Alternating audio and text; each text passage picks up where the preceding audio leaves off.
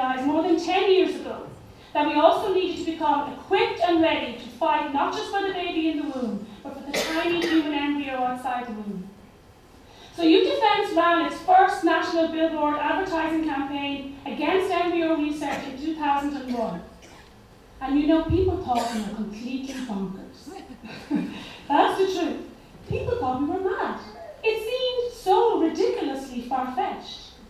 Even some pro-lifers who should have known better said we were letting our imaginations run wild. It was unthinkable, surely, that Ireland would allow lethal experiments on human life.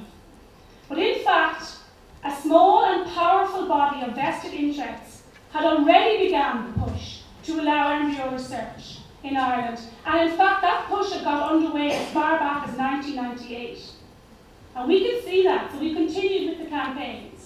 The spare parts posters and bus shelters, the Jackie Waybon tour, the public meetings, the No Exceptions campaign, the David Prentice and Wesley Smith College tour, legal battles, media interviews, public information drives. We really did a massive amount of campaigning on this issue. And we had 3 basic points. 1, life begins at conception.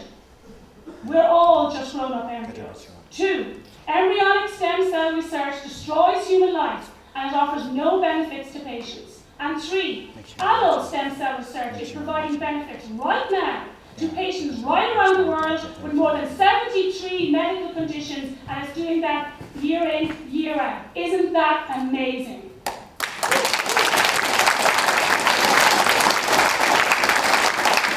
And thank God, all of this campaigning had a desired effect.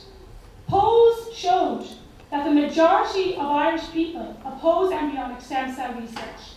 And that majority is not just large and significant, it's growing year on year. In fact, the most recent poll in January 2010 showed that 59% of those polled wanted to protect the human embryo against just 12% who disagreed. And that actually means, this is staggering, when don't knows were excluded, an enormous 83% of Irish people held a pro-life position in regard to the human embryo. And that's something we should celebrate. So you imagine, given all of that, the Irish government would be focusing their energies on legislation to protect life from conception, that they would ban embryonic stem cell research and focus instead on adult stem cell research and induced pluripotent stem cell research, which can save lives and doesn't harm anybody. But that's not happening. Instead, what we see is that following the R versus R case, we're now facing legislation on the human embryo. And Minister Mary Harney, who, and I will say this as charitably as I can, has a very bad track record in this area, says she will reference the Commission on Assisted Human Reproduction when drawing up this legislation. But that Commission's recommendations were truly appalling. They want to allow for human embryonic stem cell research, for the destruction of frozen embryos, and even for human cloning. Their recommendations would make Ireland one of the most liberal countries in the world when it came to experimenting on human life. It follows the permissive British model. And their recommendations are precisely the opposite of what every poll and every public consultation has told the government what the people want. So why is the government not listening? For the past few years, the Life Institute has been researching the answer to that question. What we've uncovered is in this new report, Join the Dots, Who's Behind the Push for Embryo Research in Ireland. And the good news is that there's a copy for everybody in the audience.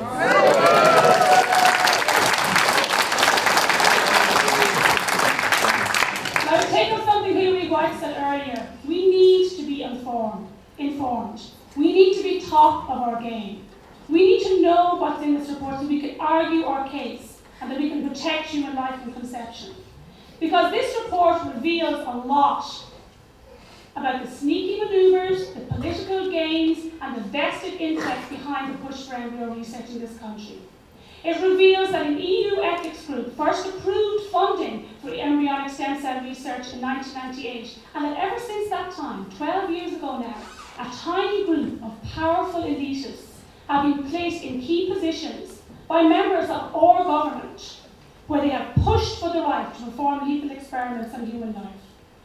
This report shows how the government set up quangos, the Commission on Assisted Human Reproduction and the Irish Council for Bioethics, and that those quangos had a staggering 96% majority for embryo research in the first instance and a complete 100% majority for the same in the second instance.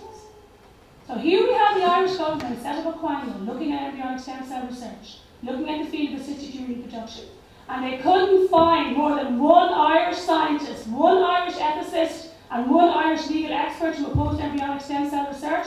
That's a flat-out lie.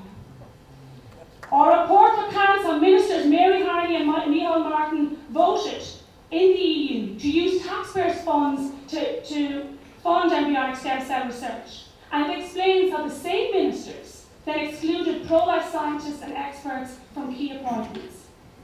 It reveals the link between powerful EU bodies and the Irish Campaign for Embryo Research. It questions the role of big pharmaceutical companies and explains how major corporations actually had a vote in a decision of UCC's governing body to allow embryonic stem cell research in Cork University. And most of all, it shows how the views of the public were repeatedly and decidedly ignored.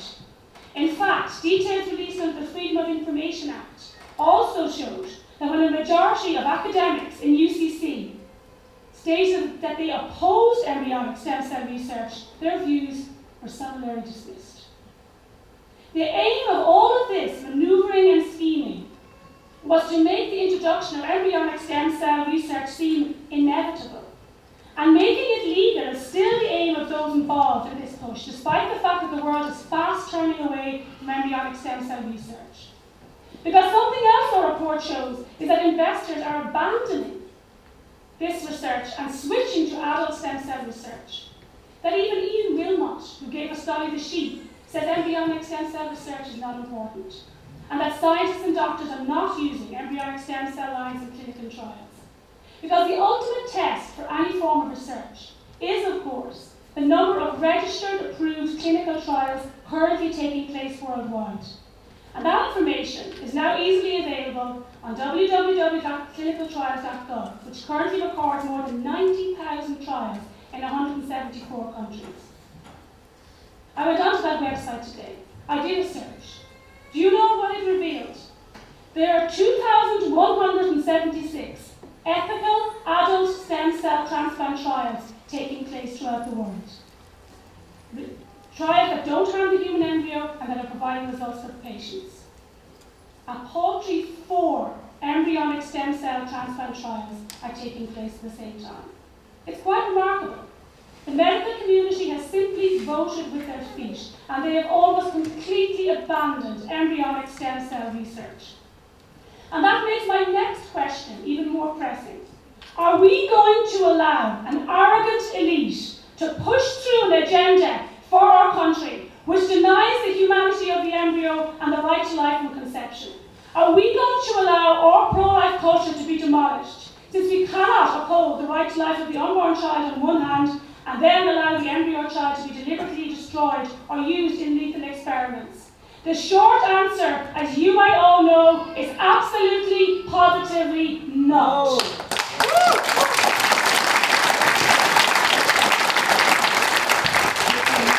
This is an international conference. It's so great to see people here from all over the world. But I'm standing here before you today as a proud Irish woman. I love this country, I love her language, her passion, her traditions, her cultures, everything about it. But most of all, I love the fact that in this country, Irish people will not accept the killing of our children, and we will cling to that tradition come what may.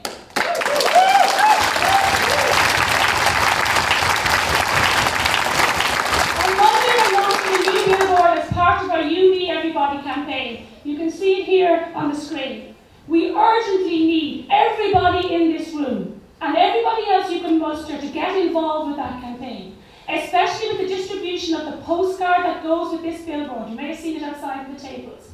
And especially on November 27th, which is the date Pope Benedict has chosen for the extraordinary vigil for nascent life. And Pope Benedict's vigil couldn't have come at a better time, because we're at a crucial period now when it comes to protecting the human embryo. Our efforts are needed, and he called this extraordinary vigil. You know, the man's got a direct line to the man above, so his timing might not be accidental. But these new billboards are colourful, they're impactful, and they're going to generate a lot of debate. And there's a lot more to come from Youth Defence and from the Life Institute while we succeed in protecting life. Over the coming months, we're going to roll out a series of high-profile, imaginative, informative and hard-hitting campaigns. We're going to explain that embryo research destroys human life and offers no cures.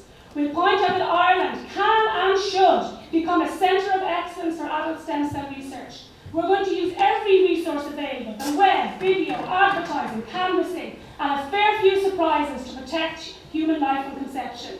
And this campaign is vital, and I'm urging you with everything I have to get involved, because this country is deep in recession and people's minds are elsewhere, and we need to make people care. We must make voters realise that whatever else we have lost, if we begin to treat human life as if it were garbage, then we have lost our humanity. And that's the worst thing of all to lose.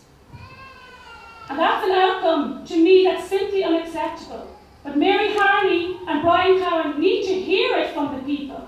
Because the people are sovereign. The people must decide. And I'm going to quote Portia Pierce, who once wrote, and I say to my people's masters, beware. Beware of the risen people who will take what you would not give. And we need to let Mary Harney and Brian Cowan hear the voices of the risen people. We need a pro-life majority to send this government a message they cannot ignore. They need to hear that while they may have ruined our economy and failed our industry, we, the sovereign people, will not allow them to destroy our children. Not now, not ever, not at all.